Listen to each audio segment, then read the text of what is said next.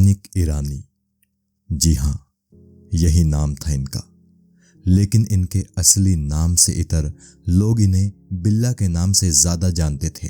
भले ही अपने बचपन में आपने इन्हें फिल्मों में खूब नोटिस किया हो, लेकिन अब इन्हें आप भी भूल चुके होंगे। 70 और 80 के दशक में फिल्मों में इन्होंने बैड बॉय के किरदारों को खूब जिया।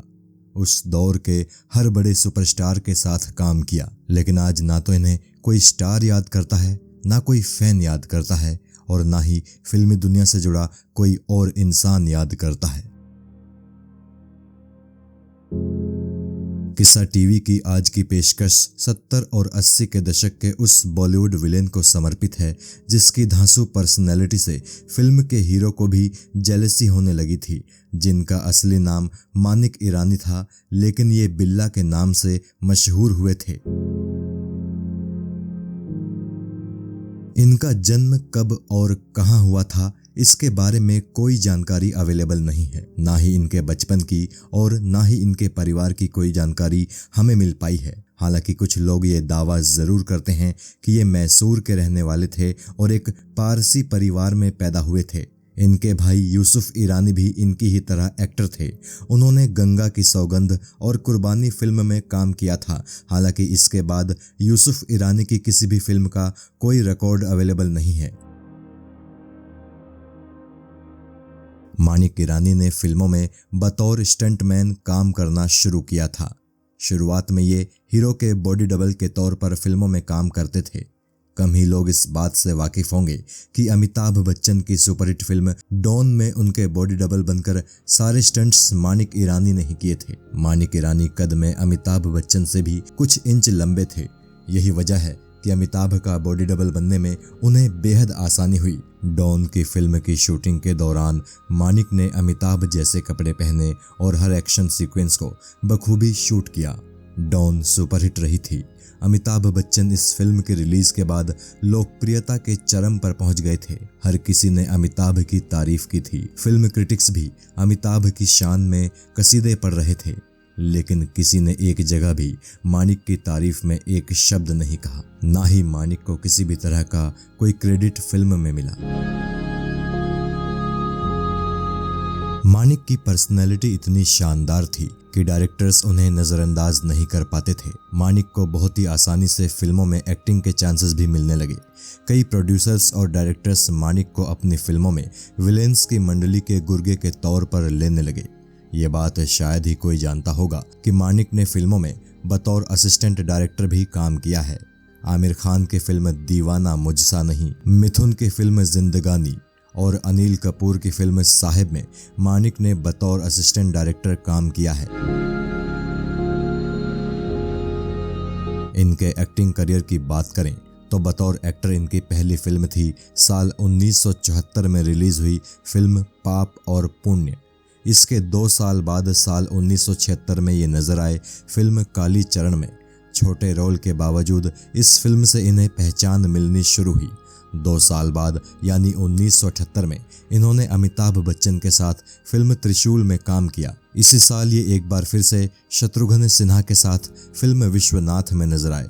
इस फिल्म में भी इनका रोल काफी छोटा लेकिन प्रभावशाली था।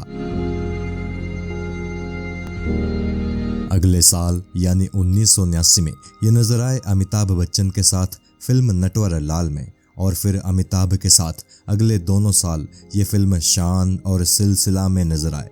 कहना चाहिए कि अपने करियर में इन्होंने सबसे ज्यादा फिल्में अमिताभ बच्चन के साथ ही की थी। अमिताभ के साथ इनकी प्रमुख फिल्में थीं नास्तिक, मर्द, गिरफ्तार, अजूबा और तूफान। अमिताभ के अलावा इन्होंने धर्मेंद्र, मिथुन, जितेंद्र, जैकी श्रॉफ, गोविंदा, संजय दत्त और कई दूसरे सिनेस्टार्स के साथ भी कई फिल्मों में काम किया था। हिंदी फिल्मों के अलावा मानिक ईरानी ने अफ्रीका डल्ली नाम की एक कन्नड़ फिल्म में भी काम किया था। इस फिल्म में ये अब्दुल नाम के पोचर बने थे जो अफ्रीका के जंगलों में अवैध रूप से जानवरों का शिकार करता है। मानिक ने त्रिनेत्रुदु नाम की एक तेलुगु फिल्म में भी काम किया है। यही फिल्म बाद में आज का शहंशाह नाम से हिंदी में डब करके रिलीज की गई थी। मानिक के बारे में एक खास बात यह है कि यूं तो मानिक ईरानी ने अपनी लगभग हर फिल्म में बुरे आदमी का किरदार निभाया था, लेकिन एक फिल्म ऐसी भी थी जिसमें ये कोई बुरा इंसान नहीं बल्कि एक आम पुलिस वाले बने थे। साल 1981 में रिलीज हुई मिथुन चक्रवर्ती की फिल्म आमने सामने में ये एक हवलदार बने थे जो मिथुन के हाथों मारा जाता है। इस बात को भी शायद ही कोई जानता होगा कि रामसे ब्रदर्स की सुपरहिट हॉरर फिल्म पुरानी हवेली में मानिक ईरानी ने एक हैवान का किरदार निभाया था और यकीनन उस किरदार में मानिक ईरानी को देखकर हर कोई हैरान और खौफजदा हो गया था। इस रोल के बाद तो मानिक का खौफ बच्चों में इतना ज़्यादा हो गया कि जब मानिक अपनी आम जिंदगी में किसी सड़क से गुजरते थे तो बच्चे डर के मारे छिप जाया करते थे। वहीं इनके बारे में ये भी कहा जाता है कि मानिक की पर्सनैलिटी इतनी शानदार थी कि कई हीरोज को उनसे जेलसी होने लगी थी।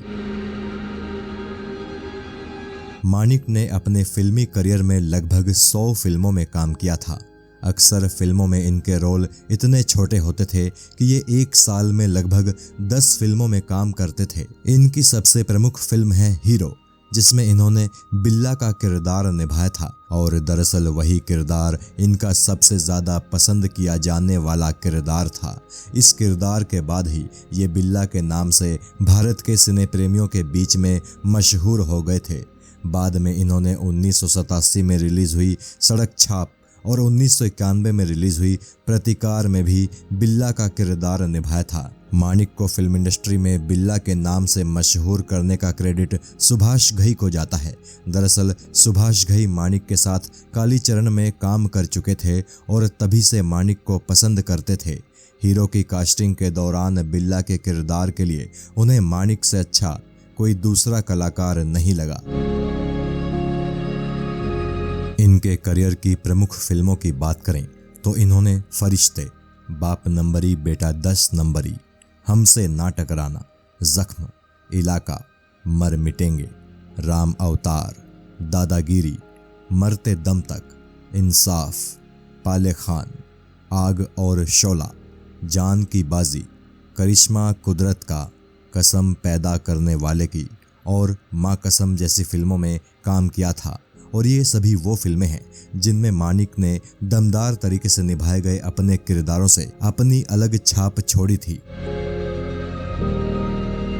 वैसे तो इनके करियर की आखिरी फिल्म साल 1992 में रिलीज हुई दीदार थी, जिसमें ये बाटली दादा बने थे, लेकिन इनकी एक फिल्म साल 2000 में भी रिलीज हुई थी। उस फिल्म में ये जंगा दादा बने थे। दरअसल ये इनकी एक पुरानी फिल्म थी जो काफ़ी दिनों के बाद रिलीज हो पाई थी। 80 के दशक के आखिर तक बॉलीवुड में कई दूसरे विलेंस आ चुके थे। ऐसे में मानिक ईरानी के पास काम की कमी होने लगी। कहा जाता है कि जब काम मिलना काफ़ी कम हो गया तो एक दफ़ा ये सुनील शेट्टी के पास काम मांगने गए, लेकिन सुनील शेट्टी ने इन्हें काम देने के बजाय सलाह दी कि वो फिल्मों में स्टंट डायरेक्टर का काम शुरू करें। सुनील शेट्टी की सलाह को इन्होंने माना भी और कुछ बी ग्रेड फिल्मों में इन्होंने बतौर स्टंट डायरेक्टर काम भी किया, लेकिन उससे इनका कुछ भला नहीं हुआ। निराशा और हताशा के शिकार मानिक शराब के नशे में डूबने लगे। एक दौर वो था जब मानिक रेगुलर जिम जाते थे, अपनी फिटनेस से हीरो को भी शर्मिंदा कर देते थे, लेकिन अपने करियर के आखिरी सालों में मानिक की फिटनेस जाने लगी। आखिरी फिल्म दीदार में इनका निकला हुआ पेट साफ देखा जा सकता था। मानिक के बारे में एक बात और है जो कही जाती है, और वो ये कि मानिक को हमेशा फिल्मों में छोटे और एक ही तरह के घिसे पिटे रोल्स दिए गए। मानिक कोई बढ़िया किरदार भी करना चाहते थे, लेकिन उनकी ये ख्वाहिश कभी पूरी नहीं हो सकी। किसी ने भी उन्हें इस काबिल ही नहीं समझा कि वो एक ढंग का रोल निभा सकें। उनके करियर के आखिरी दिन बेहद बुरे गुजरे। एक दौर में वो साल में 10 फिल्में करते थे, लेकिन अब उनको एक ऐसा वक्त भी देखना पड़ रहा था जहां उन्हें काम मांगने जाना पड़ता था और फिर भी काम नहीं मिल रहा था। इसी दौरान उनका इकलौता बेटा भी बीमारी के चलते दुनिया को छोड़कर चला गया। बेटे की मौत ने मानिक को बुरी तरह से तोड़कर रख दिया। मानिक शराब के नशे में डूबते चले गए। मानिक की मौत कब हुई इसके बारे में किसी को कोई खबर नहीं है। होती भी कैसे, ना तो मानिक की परवाह किसी को थी और ना ही उस दौर में किस्सा टीवी था। उनकी मौत को लेकर कई तरह की बातें कही जाती हैं। कोई कहता है कि मानिक की मौत बहुत ज़्यादा शराब पीने की वजह से हुई, तो कोई कहता है कि मानिक ने आत्महत्या कर ली। सच क्या है ये हम भी नहीं जानते, लेकिन एक सच जो किस्सा टीवी के दर्शक भी अब जान चुके हैं, और वो ये कि सिल्वर स्क्रीन की चकाचौंध के पीछे एक बेहद घनी अंधेरी गली है, जहां खो जाने वालों को कोई याद नहीं करता, कोई याद करना नहीं चाहता।